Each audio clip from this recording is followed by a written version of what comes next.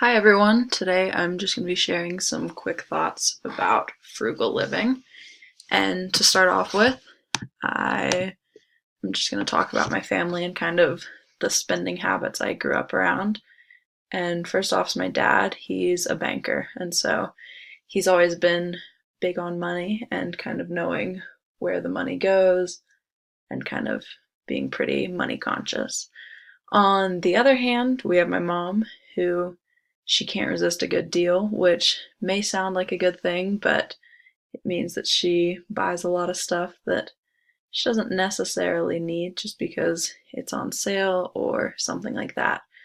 And then my older brother, he is very big into investment pieces, I think is what he calls it. And so he'll spend a ton of money on something if he thinks that it can kind of serve a purpose for him over the years. And my younger sister is definitely the biggest spender in our family. She will buy any and everything, whether she has a need for it or not. She doesn't care about price. As soon as she makes a dollar, she has immediately spent it.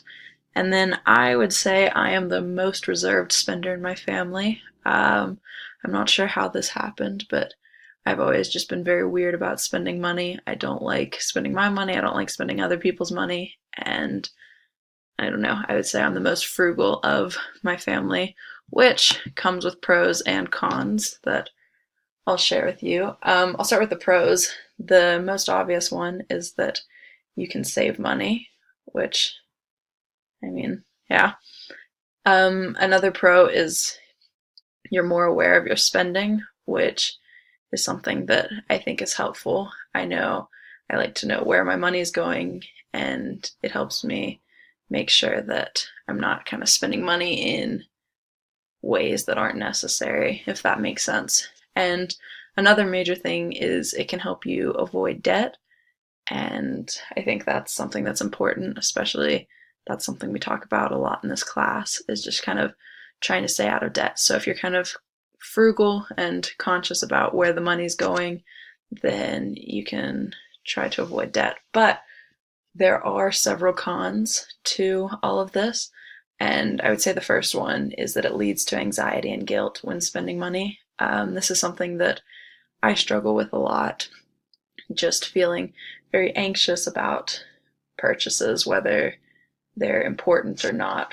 If it's me buying a $5 t-shirt or a $200 TV, I have to think about it a lot. I can't just impulse buy. I like to really weigh my options there, and it's led to me missing out on a lot of purchases, which leads me to my next point, which is procrastinating large purchases. I am always thinking that I can get a better deal somewhere else. So right now my husband and I have just moved to a new apartment, and I keep procrastinating buying things like a TV stand just because I think, oh, well, I'll find something cheaper and better, or I'll find a better deal on this thing if I just wait.